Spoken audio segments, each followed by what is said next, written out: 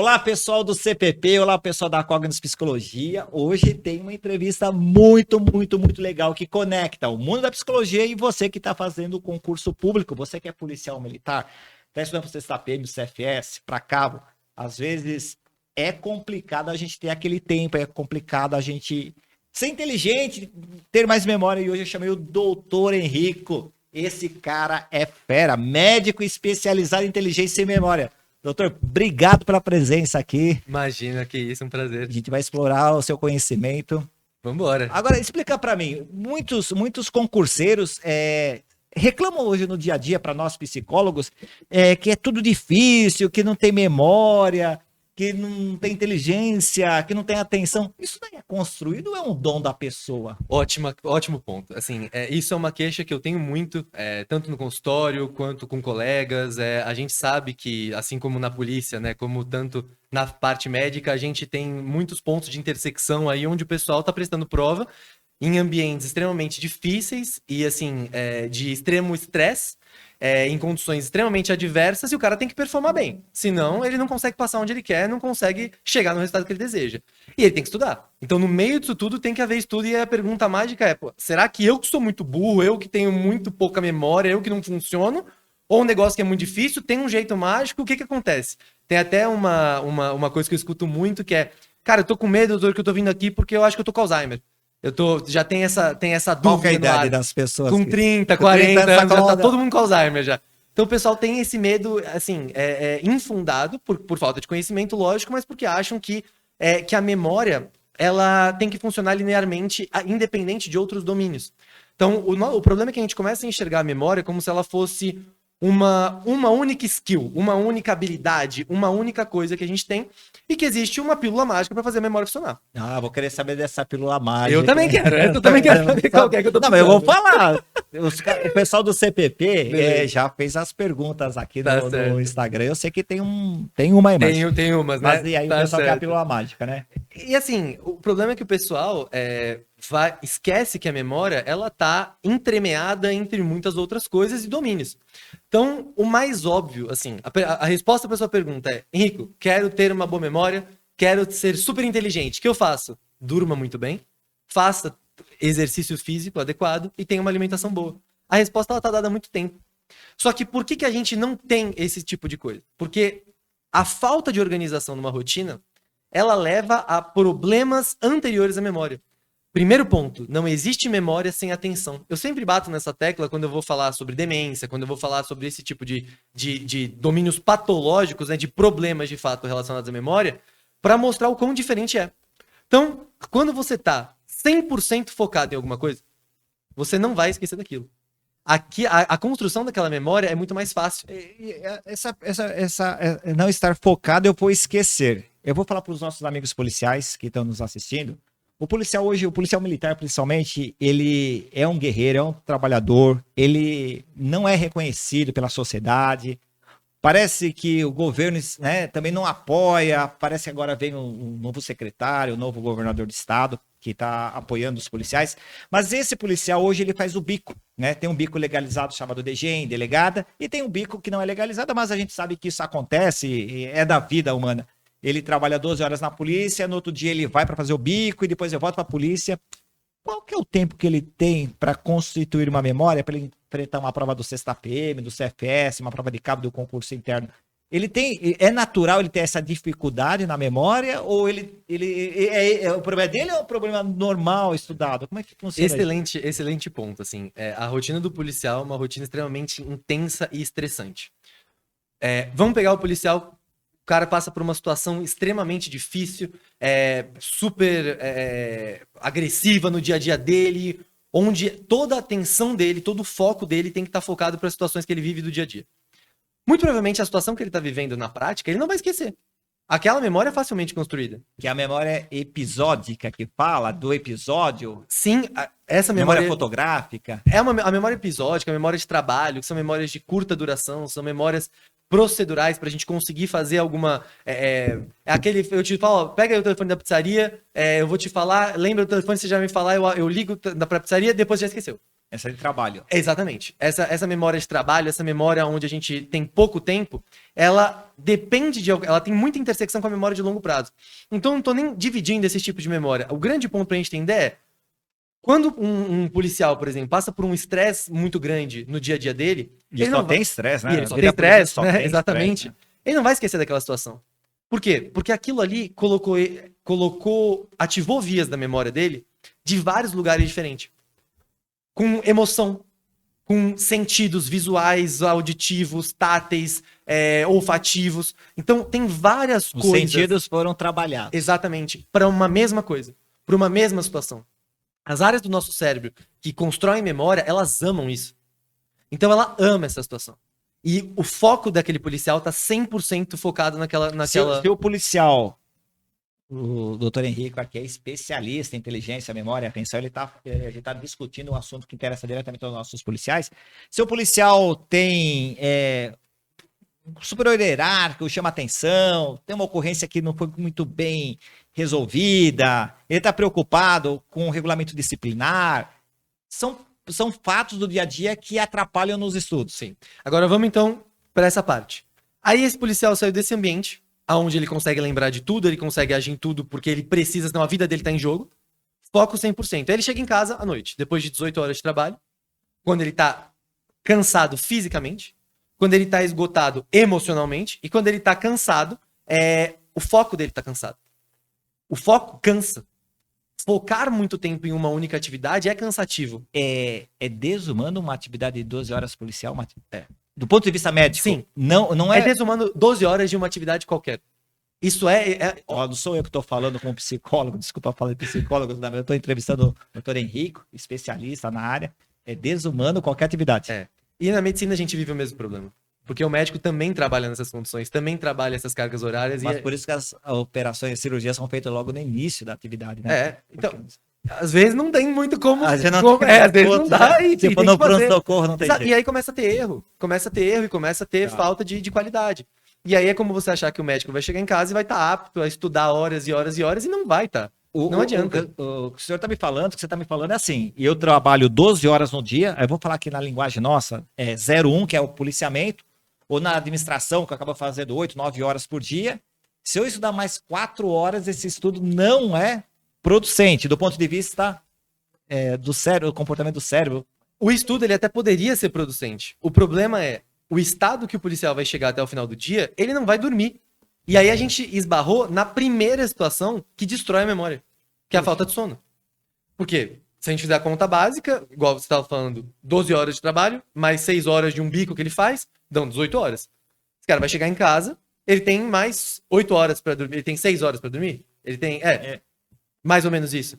Então ele vai ter, no máximo 6 horas para dormir, vamos botar que ele vai conseguir se organizar tudo, vai dormir 4 horas. E chegou em casa e toma um café para ir dormir.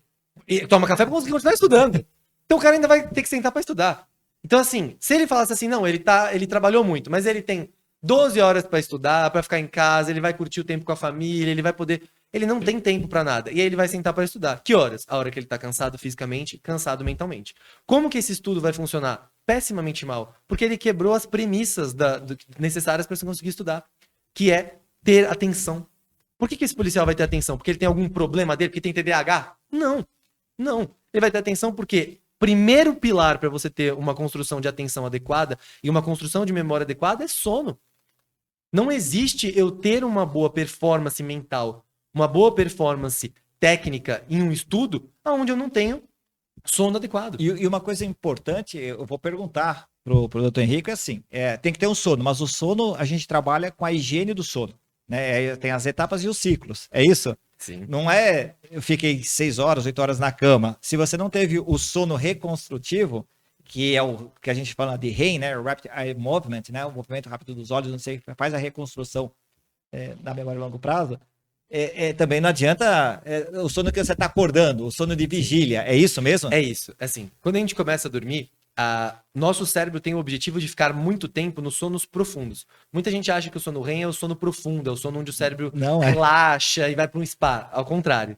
O sono profundo, ele é a maior parte do sono e a gente precisa ficar muito tempo nele para o cérebro conseguir descansar. Agora, o sono é o período de maior atividade cerebral. de maior Que atividade é a neuronal. reconstrução da memória. Exato. Tem livros, Estou inclusive- reescrevendo a memória. Exato. Tem livros, inclusive, que mostram que o período de sono, ele é muito mais ativo do que o período de vigília. Então, o nosso cérebro funciona muito mais, ele tem uma atividade muito mais aumentada durante o sono.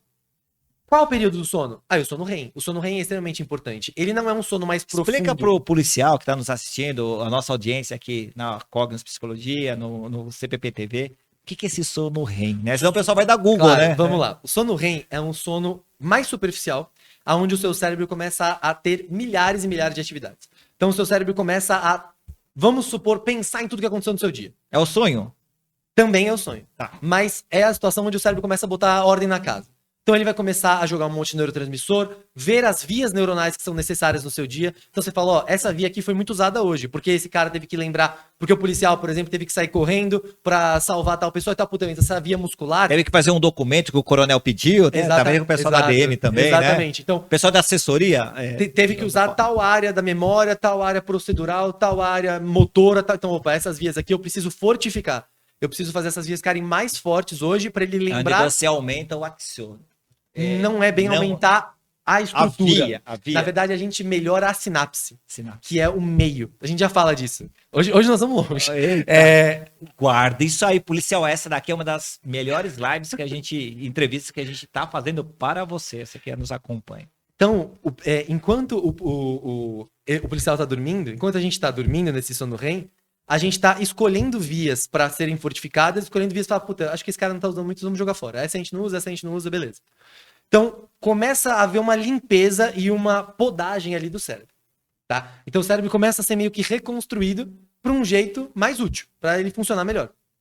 Beleza. O sonho tem uma função muito grande. A gente, não, tudo isso, assim, boa parte do estudo da neurociência, ele mora numa parte assim, ó, começa um monte de coisa, nossa, que parece que é uma mitologia grega. Nesse sonho REM, que é o movimento rápido dos olhos, é quando a pessoa fica agitada na cama, Exato. começa a falar sozinho. Aí É. vai a esposa, vai o marido e acorda. Exato. Não pode acordar, né? Exato, exato. Não pode acordar. Gente, não pode acordar. Mas pra acordar precisa passar pelo sono REM. Pra acordar precisa passar pelo sono REM. Sim. Mas não pode acordar. Tipo, tô com sono Não, REM, se você alguém... fizer isso, o cara acorda. Porque aí ele tá quase acordando. Ele tá numa fase que ele pode superficializar o sono a ponto de acordar. Entendi. Tá? Mas assim, o interessante é que essas áreas da neurociência, elas não afirmam com certeza nada. Porque não tem como a gente bater o martelo em muitas dessas E coisas. o sono REM é rápido. O sono REM, É muito rápido, né? o problema é que ele dura pouco, só que ele dura pouco e ele vai aumentando a duração ao longo da noite. Então, no começo da noite, cada ciclo ele dura 2 minutos, dura 3 minutos, 20 minutos. Até quando você tá dormindo às 6 horas, 8 horas, aí que ele vai durar 40 minutos, 60 minutos. Então, qual o problema de você dormir picadinho, que nem outros bichos, outros mamíferos, dorme picadinho, ou de você dormir pouco? Você não atinge o tempo necessário de sono REM. Que são, você tem os ciclos e as etapas. Exato. Você vai passar Então, pelas etapas. Você vai até passar pela etapa 1 de sono profundo, etapa 2, etapa 3, volta pro sono REM. Aí começa de novo. Aí depois, sono 1, 2, 3, sono REM. E o candidato e o policial que precisa ir no banheiro, acorda toda hora para ir no banheiro, isso atrapalha? Super, atrapalha super. É super prejudicial. Inclusive, a gente tem problemas disso, por exemplo, com o idoso. O idoso, que é comumente homens aí que tem problema de próstata. O cara acorda à noite várias vezes porque ele tem que fazer xixi. Porque ele não tá aguentando de vontade, ele acorda 2, 3, 4 vezes durante a noite. Isso não é normal. Ah, mas ele tem problema de próstata. Tá, mas o sono dele tá ruim. Por quê? Porque tá dormindo picado. E o estudante, por exemplo, que tá fazendo concurso? Ele tem que se preocupar em ter um sono de longa duração e de boa qualidade. O que é boa qualidade? Onde ele consiga se manter naquele sono. E investigar se ele tem algum distúrbio desse sono é extremamente necessário. Então você investigar, por exemplo, o paciente tem apneia do sono. Cara, esse cara não aprofunda o sono dele. Ele vai ficar estudando 3, 4, 5, 6 anos e não vai ter a eficiência de alguém que estudou um ano só e Sim, passa. sim. Basicamente é um Sim, dos e ele vai pilares precisar da- dormir mais para ter menos qualidade de sono. Entendi. Ele vai ter mais doença, ele vai ter mais problemas futuros de qualquer outra coisa. Ô, Henrique, me tira uma dúvida. Nós falamos do sono da memória. E a inteligência? O que a ciência explica?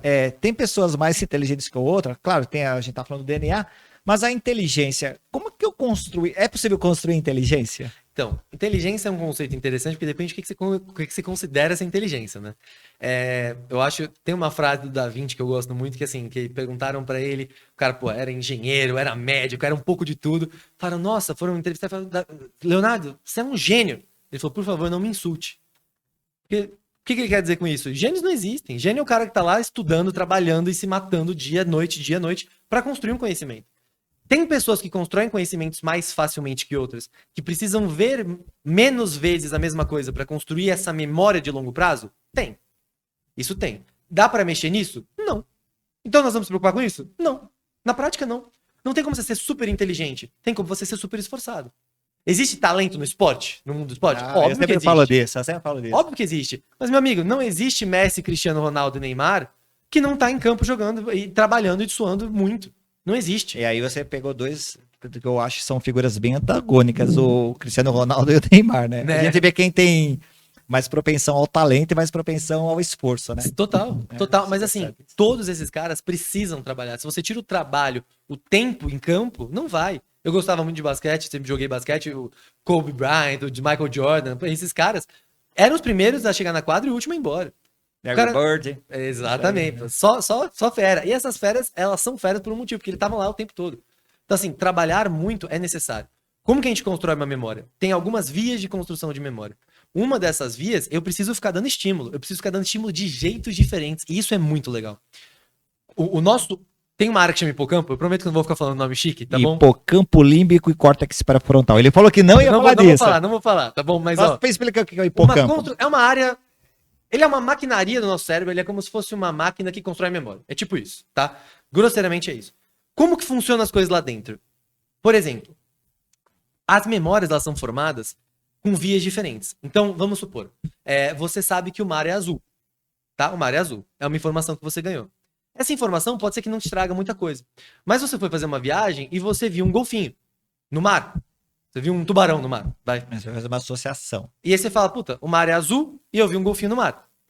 E quando eu jogo informações juntas sobre um mesmo tema no meu cérebro, eu estimulo ele a guardar essa memória. Então tem até um exemplo num livro que fala, você vê uma rosa, você vê a rosa e você sente o cheiro da rosa. Sim. Então, quando você vê a rosa, aquilo é um estímulo fraco. Quando você sente o cheiro da rosa, é um estímulo fraco. Agora, quando você vê e sente o cheiro da rosa, aí é forte. Tem os vários inputs, né? Isso. E aí eu guardo essa informação. O que é muito legal? A junção de vias que vão trazer essa informação, ver a rosa, sentir o cheiro da rosa, vão me fazer guardar aquela informação. Só que quando eu der só uma dessas informações, eu consigo tirar as duas. Por exemplo, eu sinto o cheiro da rosa, eu lembro da imagem da rosa. Por isso que eu... Me corrija se estiver errado. Por isso que eu falo, se você faz videoaula do CPP, por exemplo, que eu acho que são excelentes, não é só assistir a videoaula, é escrever a videoaula junto com o professor, é pegar a folhinha Força e Honra, que é material em PDF, pegar a caneta colorida e você tá, né, estimular. É isso? Perfeito, é isso. É isso. É assim, conseguir maneiras diferentes para fixar um mesmo conhecimento. Se eu te peço para... Vamos pegar um exemplo policial agora. Se eu vou te dar uma aula de como atirar, tá? E eu vou na lousa, eu escrevo, eu te mostro como funciona uma pistola, eu ensino você onde que trava, onde destrava, como é toda a teoria do mundo. Beleza. Eu te dou a arma na mão. Você provavelmente não vai conseguir fazer nada com aquilo. Não fez a prática. Exato. Agora, quando eu te coloco numa situação onde você precisa pensar e agir com aquela arma, onde você está interagindo com aquilo, aquela situação, ela não é só... O que é a prática? É evocar emoções e evocar sentido. Não existe falar de memória sem falar de emoção. Não existe falar de termos técnicos, procedurais, de lembrar de coisas onde não me traz emoção, porque é um saco. Cara, é muito chato sentar na cadeira pra estudar pra um concurso, é um saco. Por quê? Porque aquilo não te traz emoção. O que meu pai... Meu pai me falava muito isso, ele falava, ó, quando você tá lendo um enunciado de um concurso, fecha o olho, enxerga. Puta, então tá o trem A, tá saindo da estação a tal hora. Fecha o seu olho, enxerga o trem saindo. Puta, enxerga. Escuta o barulho do trem. Pensa no trem vindo. Então você começa a construir... Isso a gente vai ter que usar todo o tempo de prova. Coisas que muitos candidatos querem terminar a prova na primeira hora. Exato. Não pode. E mais que na prova, no estudo, para ele conseguir construir aquele conhecimento diariamente. E dá trabalho, é difícil.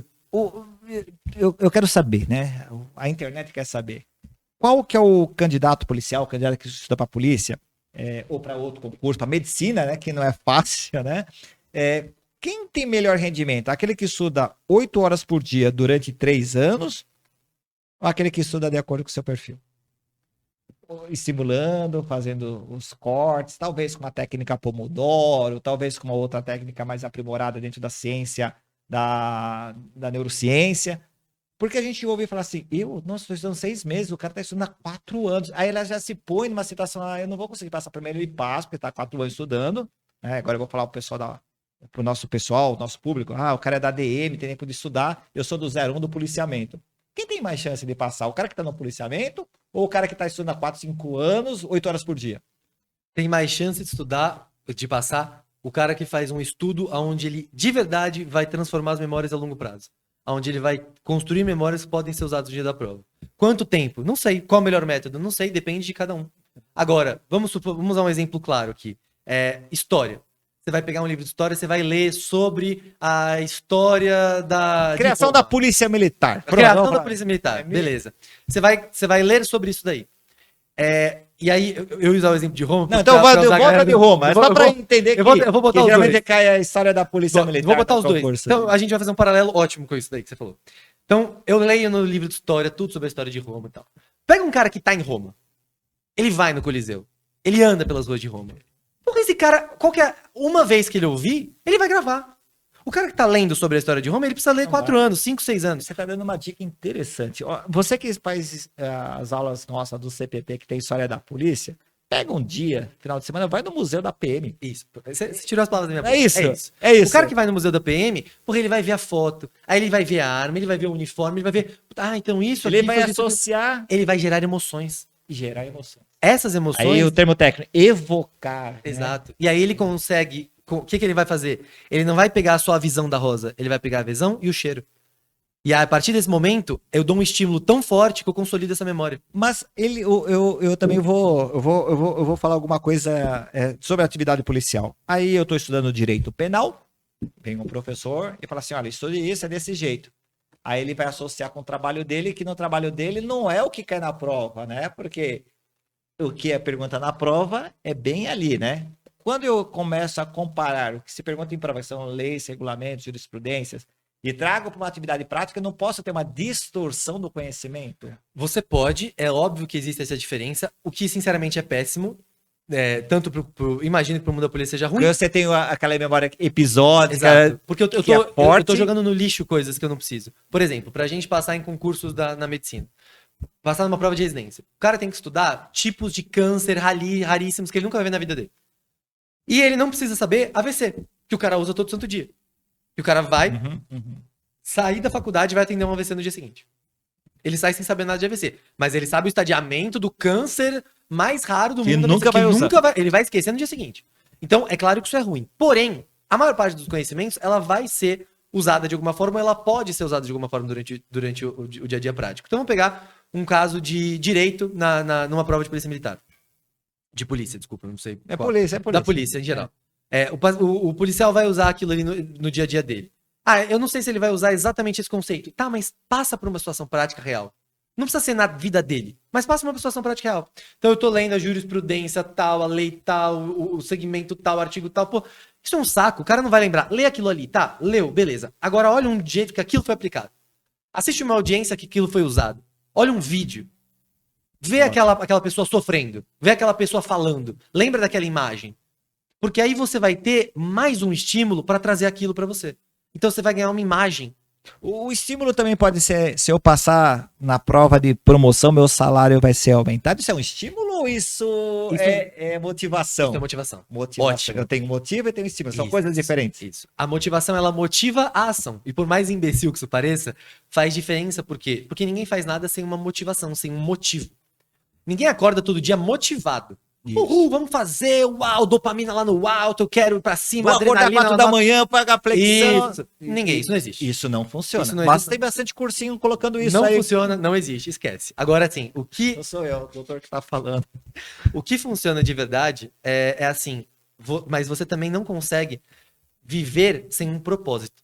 E aí eu não vou entrar num papo de felicidade, eu acredito que pra ser feliz precisa ter um propósito, mas assim, para você conseguir fazer um negócio que é um saco, que não te gera dopamina, que não te gera prazer, e você não desistir daquela tarefa, tipo estudar, você precisa ter um propósito maior. Aí é Maslow, talvez uma teoria um pouquinho mais... Isso. De vida, né? Para um ano, 3 anos, 5 anos. Exato, você quer ter um salário melhor. Ótimo. Isso é importante? Muito. É ruim querer ter um salário maior. De jeito nenhum. Não é necessário. Não é ruim. O cara, para a vida dele, ele pode almejar o que ele quiser, ele pode querer o que ele quiser. É obrigatório? Não, mas se ele quer, perfeito. Aquilo é um motivo dele, não é mais. Não é pecado. Não é pecado e eu não tô discutindo se é mais ou menos correto. Se ele quer fazer aquilo, perfeito, mas ele tem aquele motivo. Aquilo vai fazer ele ter vontade de estudar todo dia? Não, mas no dia que ele não tiver com vontade, ele vai lembrar daquele motivo e fazer ele sentar a bunda na cadeira e estudar. Isso muda, hein? A forma Muda, de ver. muda. Isso muda. Isso é necessário. Não adianta você fazer uma coisa onde você não enxerga esse propósito. Aqui no curso preparatório, não que agora eu tô no EAD, mas quando a gente estava no presencial ano passado, antes da pandemia, né? A gente ouvia, né? A gente não compactuava, né? Mas a gente ia falar das pílulas mágicas. Eu quero citar 3 nomes, Certo. tá? E o policial sabe do que eu estou falando, o policial concurseiro, né? E aqui não há nenhum estímulo, mas Certo. Ritalina LA e Concerta, tem o Vivance também, né?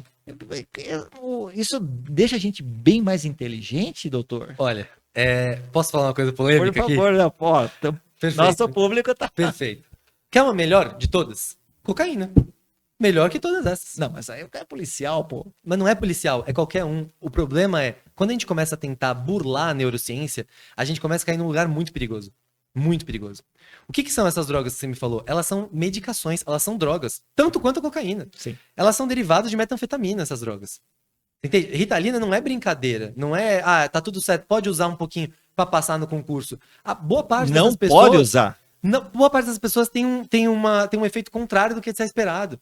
Ou tem um efeito de duração curta. Porque tem a farmacodinâmica. Sim. É isso, né? Uhum. É isso, né? Você tem todo um processo. Tem. E assim, mas aí o que entra o cara? O que é Ritalina? Explica Ótimo. pro pessoal que nunca ouviu falar disso. Tá. Para não dar o Google. Mais do que entender a farmacodinâmica do remédio. A Ritalina ela é uma medicação que se usa para transtorno de déficit de atenção e hiperatividade. É uma doença. Ponto. Ou seja, é a mesma coisa de eu discutir AS, losartano ou qualquer outra coisa aqui, que são medicações. Para quê? Cada uma serve para um negócio. Cada uma age de um jeito. Qual que é a importância? Eu não dou um remédio se eu não tenho uma doença. Por quê? Porque o remédio é uma droga. Todo remédio tem um risco-benefício.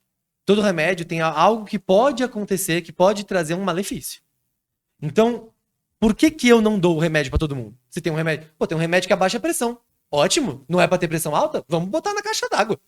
Tem um remédio que deixa feliz. Pô, bota na caixa d'água. Por que não vai botar todo mundo tomar? Antidepressivo? Toca o pau pra todo mundo. Bota pra todo mundo tomar. Por que não fazer isso? Porque eu começo a destruir a sua fisiologia. Eu começo a dar estímulos contrários ao que você está esperando. Por quê? Porque você está esperando ficar mais feliz. Mas, na verdade, às vezes, eu tiro as vias de tristeza. Você está esperando abaixar a pressão, mas às vezes a sua pressão já está num nível ótimo, você vai abaixar patologicamente. Então, quando a gente conversa de TDAH, a situação é que boa parte dos concurseiros, que boa parte das pessoas que prestam prova sentem, eu tenho TDAH? Isso é frase que todo mundo sente. Não, eu juro que eu tenho TDAH. Eu abri no Google. Ela já sabe. Ela chega diagnosticada. O que eu mais pego no consultório é isso. Doutor, eu tenho TDAH, eu tenho certeza. Ó, eu vi um questionário, eu bato todos os critérios. Eu tiro 10 em TDAH. Eu sou ótimo nisso. Cara, só que... É só falar assim, qual o pilar que você tem de TDAH? Como assim? Exato, Não, mas... exatamente. Assim, o que acontece? A gente começou a achar que não render bem no estudo é igual a ter TDAH. E aí vocês pegam um paciente que come mal, isso. que dorme mal, o cara que trabalha o dia inteiro e ele chega esgotado em casa, o cara que tá numa situação onde ele não tá feliz, onde ele não tem claro essa motivação que a gente conversou, e aí ele fala, puta, eu não consigo estudar, acho que eu tenho TDAH. Não! Aí ele procura o Ritalina. Médico, Ele procura Ritalina. Ele vai procurar outros meios que a gente sabe para consumir essa Ritalina. Exato. E alguns farmacêuticos. O jeito que ele quiser. Do jeito que quiser. Né? Ele vai procurar meios de conseguir uma fuga, um escape. E o que esse escape vai dar para ele? Vai dar um pouco de foco. Vai dar um pouco vai de dar foco. Atenção. Vai dar um pouco de atenção. Ele vai permitir que a atenção dele seja voltada para aquele lugar. Aí ele vai ter aquela sensação que ele tá aprendendo. Pode ser. Pode ser que gere essa tensão, mas essa tensão dura por um curto período. E essa tensão não é verdade durante o tempo. Por quê? Porque a gente começa a acostumar o nosso cérebro com aquela dose de Ritalina, com aquela dose de Venvance. Aí ele vai para Ritalina LA. Que é ele vai aumentar a dose. Ele vai aumentar a dose. E aí ele começa a... Gente, a gente tá falando o nome porque... Né, ele começa ninguém tá... Não, isso não é assim, isso não é nem indicação, é contraindicação. Então, assim, só tome esse tipo de coisa se o seu médico te indicar. Médico? Médico. Não é concurseiro? Não é concurseiro. Porque a gente ouve falar assim, eu tomei e passei. Então, não foi por isso que você passou. Não foi por isso. Não foi por isso. E assim, existe... Aconteceu, até a gente tem os bastidores aqui, né? Tem até o Dr. Oliveira ali, que é psicólogo, né? A gente ouviu falar, não, faz isso na psicologia porque um passou, outro passa, né? Então, não é isso. Não é isso. Legal. A gente não consegue tratar um paciente de acordo com a experiência de outro. Não adianta. Não existe isso. Não existe Isso isso. é importante. Não existe isso. E aí, assim, a resposta, inclusive, à droga, ela é completamente diferente de um paciente para outro, inclusive se tiver TDAH. Então, o cara que vai falar, puta, eu vou tomar o Venvance. Esse cara tem que ser acompanhado. Ele não vai começar na dose X que ele quer, do jeito que ele Porque quer. ele acha que o Google, né? Para um Google, qual é a dose para eu que tenho tanta idade, meu peso, minha altura? Não é assim. Não é assim. Não é hidroxicloroquina. Não é. Tá não bom. é. Só pra gente trazer o jeito tema nenhum. aqui, né? Porque o pessoal fazia a conta. Exato. Não, e assim, Pelo peso. não existe você querer dar medicação sem indicação. Sem ter evidência científica. Só uma perguntinha fazendo um corte, o senhor faz toda essa parte aí de entender o paciente. Claro. Então, gente, Claro. se quiser, não vai dar Google. Aqui na descrição do vídeo nós temos o contato do Dr. Henrique, tá aparecendo aqui também no monitor, mas eu vou deixar o WhatsApp. Perfeito. Então, por liga favor, pra ele, claro. pergunta pra ele, não pergunta pra mim, que eu só tô entrevistando, então o Dr. Henrique ele vai responder sua dúvida via WhatsApp, Claro. sobre essa parte de inteligência, memória e atenção, mas eu quero fazer uma pergunta. É verdade que o salmão aumenta a memória? Então, aí a gente entra ótimo, né? O salmão é bom pra memória, o alecrim é bom pro quê? Cara, é assim, ó. Ou a Nada sardinha? disso. Porque o poli é policial, né? O salmão é mais pro médico, É, né? O né? policial. Tá bom. Você vai na sardinha. Muito ômega 3. Olha, O que é verdade e o que é mentira? a maioria das coisas é mentira. A maioria é mentira e a maioria não tem. Não sei se é mentira, mas a palavra não seja. Não é talvez ciência. seja. Exatamente, não é ciência. Por quê? Porque eu não consigo ter um estudo científico que me comprova que aquilo é verdade. Então, assim, por exemplo, o ômega 3. O ômega 3 é um bom suplemento alimentar? É ótimo. Tem um monte de estudo que comprova? Tem. Alzheimer. Ômega 3? Pode ser usado, mas assim, ele não vai tratar e curar e acabar com os seus problemas. Ele não vai modificar. Semente de completamente- girassol. Então, não, isso tudo começa a ser assim. A gente usa coisas que não tem comprovação científica nenhuma. Então, o que tem comprovação científica de verdade para melhorar a sua memória? Dormir bem. Então, antes do cara falar, tá, mas eu não vou conseguir dormir bem, então você já não vai conseguir fazer a maior parte. Tá bom. Entendeu? Então, assim, tem técnicas para eu aprender melhor? Óbvio que Mas, tem. mas aí a gente entraria, então, eu não consigo dormir bem, ou eu, por ser policial, ou ser concurseiro, eu tenho TAG, transtorno de ansiedade generalizado, já estou estudando mais de 6 meses, estou tendo alguns comportamentos que vai me gerar TAG, ou são comportamentos psicossomáticos, mas, então eu posso usar uma outra técnica, eu posso, então, pegar, entender como funciona a cabeça para estudar. Então, eu não preciso só ficar lendo, só assistindo vídeos. Exato. Aí eu tenho outras maneiras para contrapor a memória que não é tão adequada com a do sono, mas com outras maneiras de estudar. Sim, eu só queria dar falar um ponto disso que você Aqui, ó, do tag. doutor Henrico Barleta. Barleta. Arroba, dá um arroba, vai encontrar ele lá. Tudo que é rede social. 1,5 milhão de visualizações no TikTok. Olha, é isso? olha, Depois você vai contar isso aí. Esse vídeo foi bom. Foi bom, foi bom. Tem um link aqui embaixo na descrição, tá um link aí, ó. Perfeito. Vai lá, 1,5 milhão de visualizações. Vai lá, tô esperando vocês. Boa. Uma coisa importante que você falou de TAG, que é o transtorno de ansiedade generalizado, e inclusive da depressão, são diagnósticos diferenciais. Então, isso é um dos pontos onde eu vou conversar com o meu paciente. Então, por exemplo, o cara que tem depressão, o principal... é muito legal na medicina a gente conseguir entender as coisas pelo patológico, acaba sendo mais fácil. Então, eu entender como funciona a fisiologia a partir de uma doença. É mais fácil de entender. Quando a gente pensa num paciente que tem demência ou que está sendo investigado para demência, uma das principais, que é um problema do mundo da cognição, uma das principais diagnósticos diferenciais, um dos principais quadros que mimetizam, que fingem que são uma demência, é a depressão. Então não existe eu falar que um paciente tem demência sem eu excluir que ele seja um paciente depressivo. Ah, Henrique, mas você tá falando de idoso e tal. Puxa pro policial. Puxa pro cara que é mais novo. Puxa pro médico. Puxa pra esse público mais jovem que tá fazendo concurso e tá fazendo prova. Esse paciente, ele é um paciente que pode ter um transtorno de ansiedade, que pode ter um transtorno depressivo. Isso atrapalha do aprendizado? Lógico. Claro. Lógico. Por quê? Porque a depressão atrapalha no foco, atrapalha na atenção, na concentração. Atrapalha na vontade e na capacidade de estudar e na vontade e na capacidade...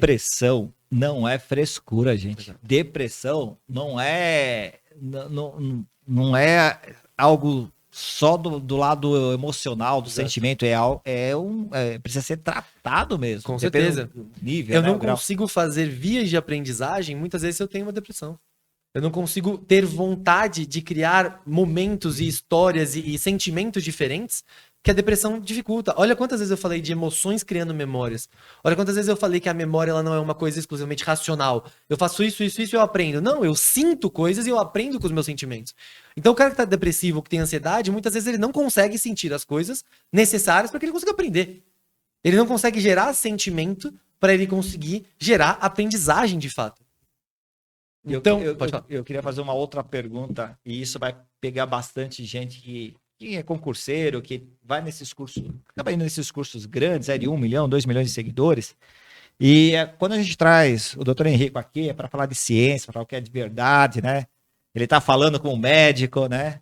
Ele tem um CRM, e eu estou entrevistando ele como psicólogo, tem um CRP, então a gente tem alguns predicados importantes para você. Mas quando a gente abre o Instagram, quando a gente abre o YouTube, muito provavelmente algum vídeo, né, foi recomendado aí depois desse, campeão brasileiro da memória, campeão sul-americano, venha fazer meu curso que você vai aprender a memorizar carta de baralho, telefones. O que a gente tem? Não estou falando de nenhum nome específico, eu estou falando das situações, né? O que a gente tem ali de ciência de aprendizado para ele passar em concurso, né? Eu não sei o que vai ser ensinado nesse curso, tá? Mas assim, se esse foi um curso... Você faria esse curso? Não, provavelmente não. Se for um curso Eu focado também não. em neurociência, quando a gente conversa de neurociência, tem grandes nomes de pessoas Sim. importantes no Brasil que, assim, que trabalham muito sério pensando nisso. Capacidade de memória, capacidade de interpretação, capacidade de aprendizagem. Pessoas que trabalham com a base neuroanatômica, com a base neurofisiológica, com a base neurocientífica para o aprendizado. Isso existe. Gerando emoção e sentimento. Exato. Ação Gerando inconsciente Exato. e propósito. te mostrando como seu cérebro funciona, pra você poder falar, cara, eu tenho uma coisa dentro de mim que funciona assim. Então, beleza, eu não preciso ficar tentando estar sempre no topo, sempre no máximo. Eu entendi como isso aqui funciona e agora eu consigo criar vias para trabalhar a favor do meu cérebro. Eu não preciso trabalhar contra ele. É isso. Agora, não existe uma fórmula mágica que todo mundo vai seguir e vai ter uma super memória. Então, você é contra esses cursos de Instagram que te ensina...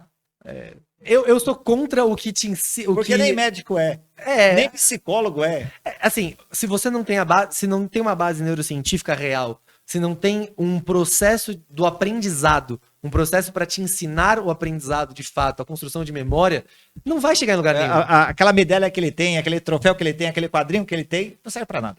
Pode servir para ele, mas para o outro não, eu não consigo replicar aquilo. Entendi. O troféu não é replicável. Entendeu? Quando você pode ter um campeão de memória. Tem vários desses caras. Puta, o cara olha 260 vídeos, o cara lembra de cada detalhe, de cada um deles. Esse cara tem uma memória com certeza privilegiada. DNA. Impressionante. DNA. Aí entra alterações que o cara vai falar, pô, ele aprendeu a usar. Mesmo que ele tenha treinado a memória dele. Mas ele tem coisas ali, técnicas que ele pode usar, coisas que ele pode fazer, que ajudam ele. Agora, até que ponto que isso é replicável é uma grande dúvida, né? Até que ponto que... A ciência não traz nada. Eu não posso te prometer que eu vou te replicar. Eu posso te mostrar uma técnica de estudo para você conseguir, para você, sei lá, criar emoções com aquele estudo. Nos meus cursos, eu busco muito isso. Então, por exemplo, eu faço uma imersão presencial. Você tem cursos? Tenho. Eu faço cursos... Posso deixar o link aqui embaixo? Por favor, Aqui será um embaixo prazer. os cursos do Dr. Henrico. Mas são cursos técnicos, Sim, né? são cursos... Qualquer um pode fazer? Não, esses cursos que a gente tem, que eu dou agora, são cursos exclusivo para médicos e alunos de medicina. É outro nível, né? É outro papo. Não, mas assim, é para falar que o policial que está assistindo Não. não Não vai ser o interesse. O que é importante você saber é que a gente trouxe aqui o CPP, a Collins Psicologia, eu trouxe um especialista e o nível que a gente está falando. Então é para a gente separar o que é real, né? O que são fatos, o que são fakes, que a gente acaba consumindo, né? Tem curso de R$ 9,90 para melhorar a memória. O que você acha disso? Pelo menos não vai gastar muito, eu acho isso. Pelo menos melhor. Se tiver que escolher eu vou fazer um corte dessa daí. Procura mais barato. Boa. Tem como, não né? Cara, assim, se não tem base científica, não dá para acreditar. É só isso. Entendeu? Tem pessoas que eu sou, assim, fãs do trabalho, Claro, que falam realmente muito bem, que conseguem trazer informações importantes com base neurocientífica. Não tem por que você tentar trazer informações que não são verdades com base científica. Entendeu? Então, se você está tentando construir um aprendizado, tem que ter aprendizado envolvido. Então, por exemplo, eu faço uma imersão presencial de neuro para os meus alunos de medicina, para médicos, para ensinar a neuro Estudante também de medicina. estudante de medicina, sim. Psicologia pode também? Ou Esse curso é mais focado para medicina. pra Esse medicina? curso é sobre medicina. Você tem algum curso para quem é psicopedagogo, tá pensando em alguma Eu coisa? tenho um curso de neuroanatomia, que é o Neuroanato de AZ, que apesar de ser um curso muito focado para a galera da medicina, tem algumas outras especialidades que conseguem fazer, áreas da saúde que conseguem fazer, porque ele vai do básico ao mais avançado. Você que é psicólogo, estudante de psicologia também, tá nos acompanhando no Cognos, aqui embaixo tem um link aí. Conhece o Neuroanato Já de AZ. liga no WhatsApp do doutor aí, já conversa com ele, porque eu não vou Isso. saber responder nada do curso dele. Então Certo, fica aí. fica à vontade, pode falar comigo. Legal. E aí, o que eu faço? O que eu busco trazer? É um assunto denso, é um assunto dificílimo.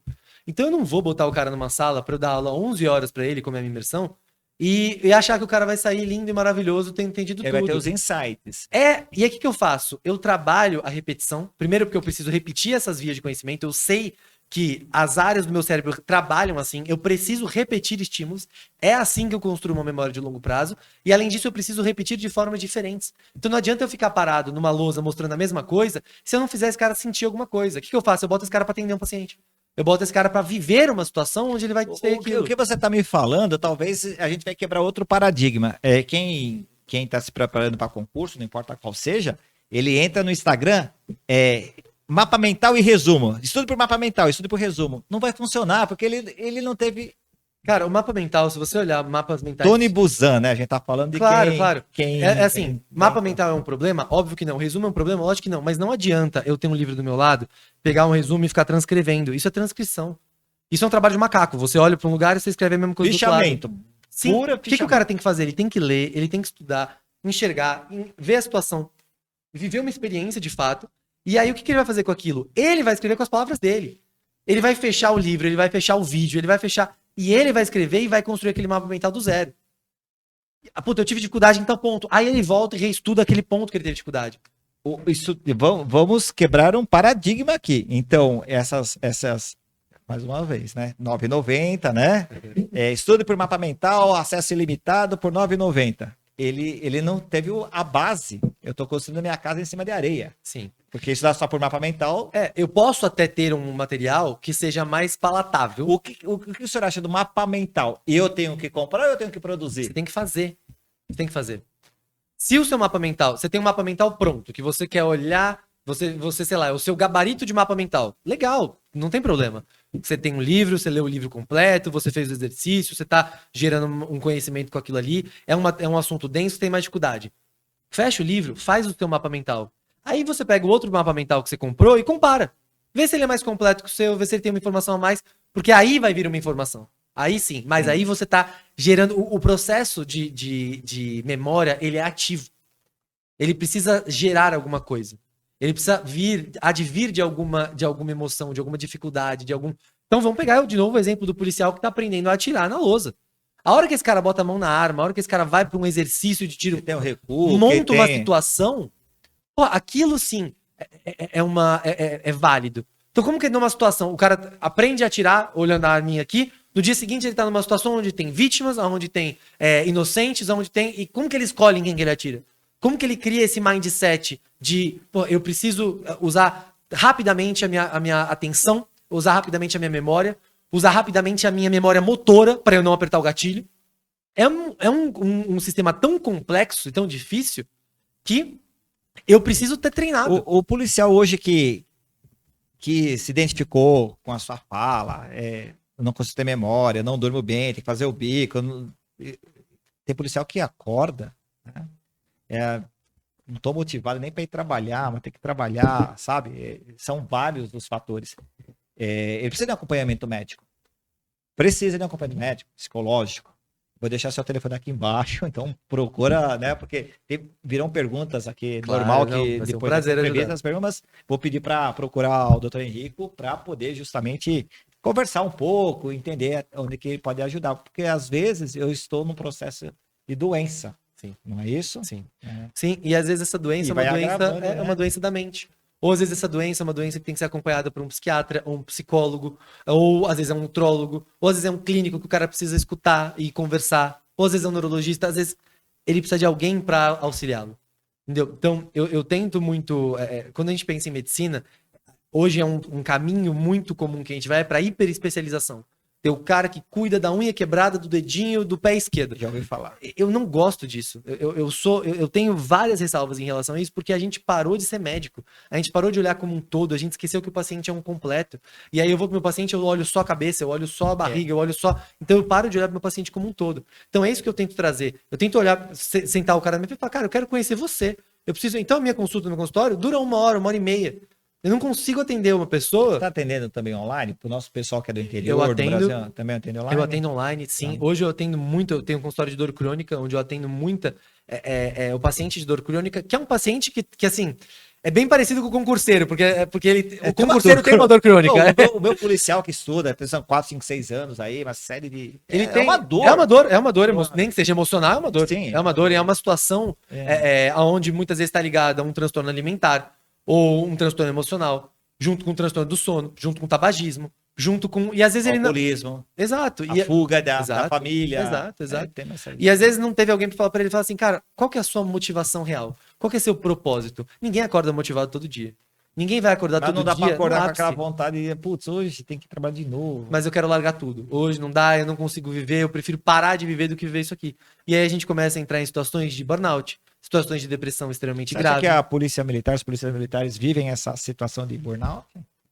Exatamente o que eu ia falar. Quando a gente fala de burnout, de transtorno depressivo, transtorno de ansiedade, de suicídio, que é um assunto seríssimo, a classe policial e a classe médica são as classes que mais sofrem.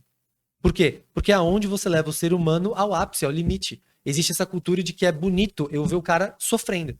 Que para ele trabalhar bem, ele tem que sofrer. Que para ele chegar em algum lugar, ele tem que ir por um percalço aonde ele é maltratado, que o conhecimento é doloroso. E, na minha humilde opinião, não deveria ser assim. Porque eu tô maltratando, e quando eu maltrato, eu perco capacidade, eu perco potência do indivíduo. Eu perco situações onde eu poderia ensinar esse cara ainda mais. Então eu formo um profissional que tá mais incompleto do que ele poderia ser. Entendeu? Então, o problema é, eu preciso entender quem é aquele ser humano fora desse contexto. Fora desse contexto absurdo que ele tá vivendo ali. Você acha que o meio também direciona esse comportamento do policial?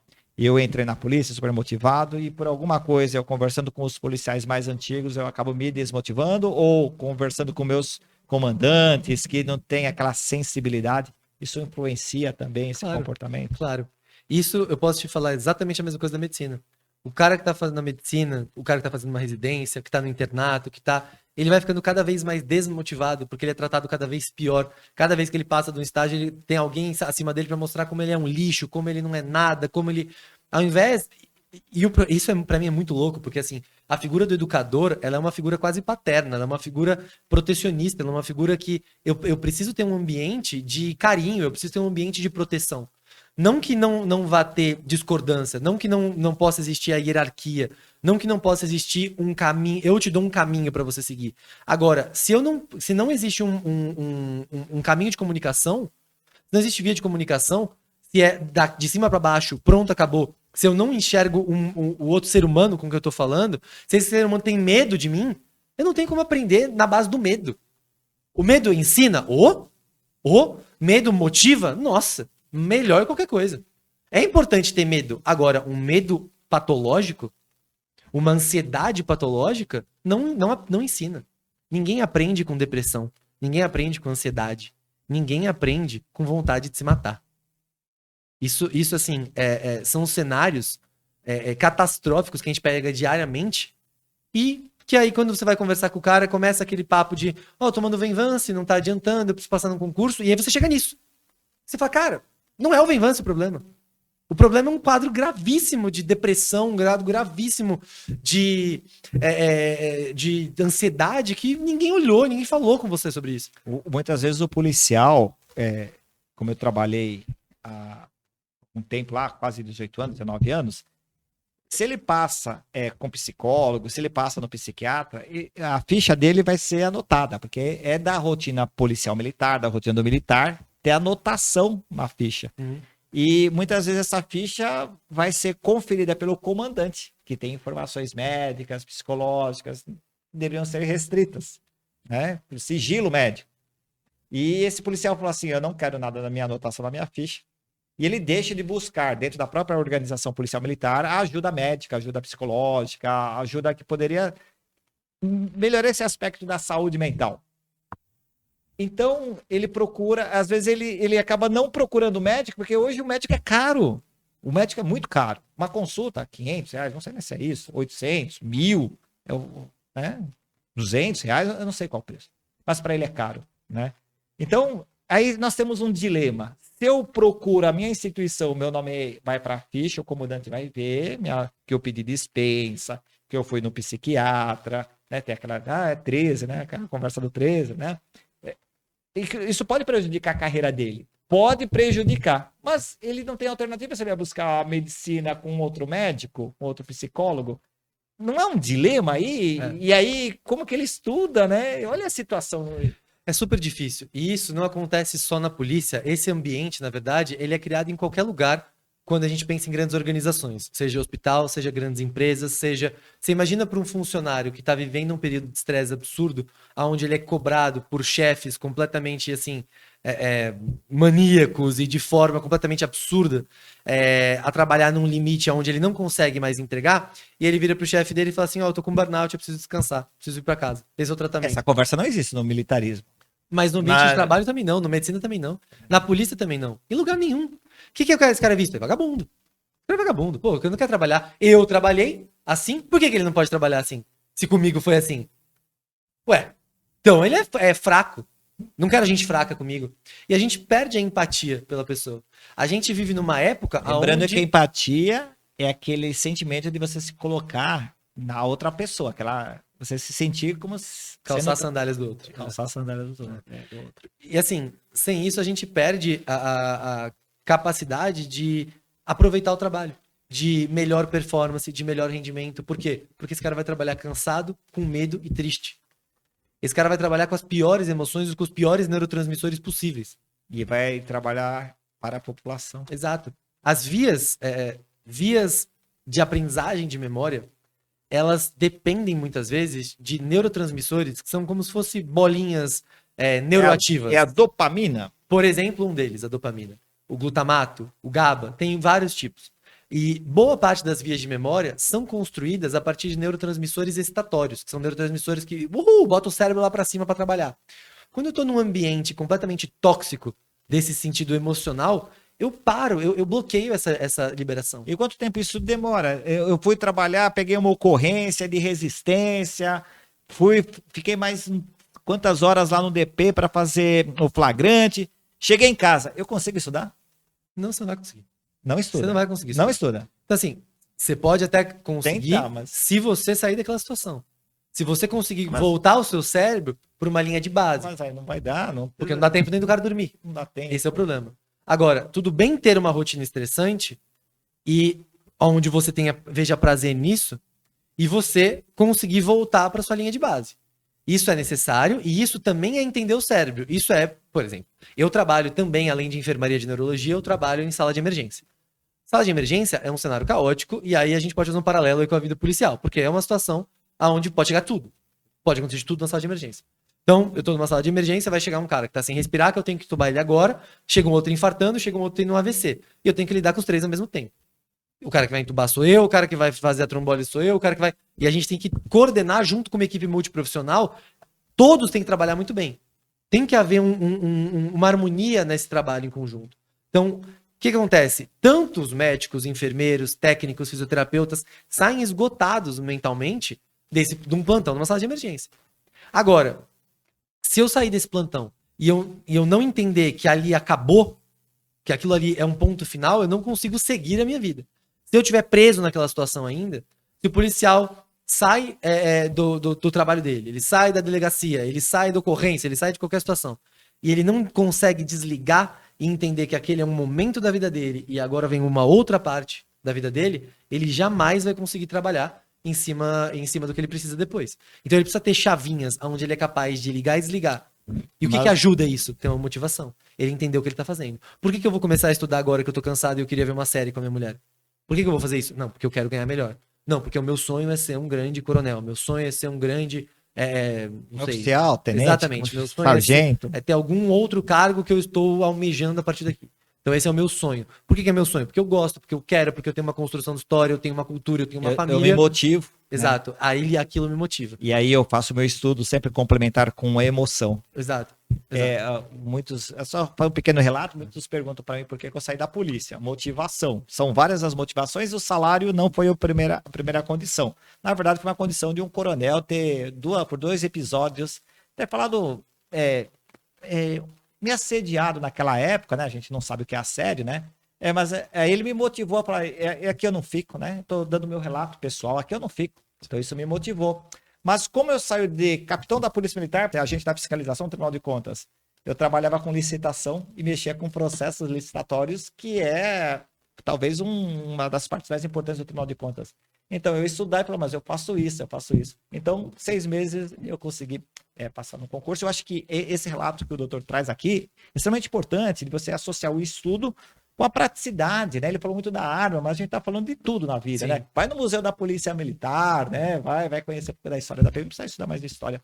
Doutor, eu queria agradecer, passamos do tempo, foi uma conversa muito legal. Já quero convocá-los para outras conversas. Vai ser um prazer. Inclusive, como o senhor é especialista de cérebro, para que eu queria que o senhor conversasse, né? Sobre esse vergalhão que ultrapassa o cérebro e a pessoa tá normal. Eu quero falar disso aqui. Ótimo, vamos. Beleza. Pode ser? Podemos? Eu queria agradecer Com certeza, bastante a sua presença aqui. Lembrando que o WhatsApp dele, posso deixar o WhatsApp? Fica O à WhatsApp vontade. está aqui na descrição desse vídeo. Pode ligar para o doutor Henrique, ele vai conversar com você. É outra pegada. Tem dificuldade de estudar, de se concentrar. Ele falou que resolve, né? Mas assim. A gente tenta, né? Vamos conversar e vamos olhar o paciente como um todo, que é o mais importante. Eu acho que vale a pena, assim, entre em contato com ele, porque eu vou até no aprendizado. Depois, essa parte neurológica e fisiológica, é importante falar com o médico. Obrigado, doutor Henrique. Foi um prazer enorme. Muito obrigado pelo convite. Sensacional. E eu espero você nas próximas lives. Estou à disposição, vai ser um prazer enorme. Muito obrigado pelo convite. Obrigado. Um abraço, pessoal. Pessoal da polícia, obrigado. Pessoal que está assistindo, até a próxima. Até a próxima. Tchau, tchau.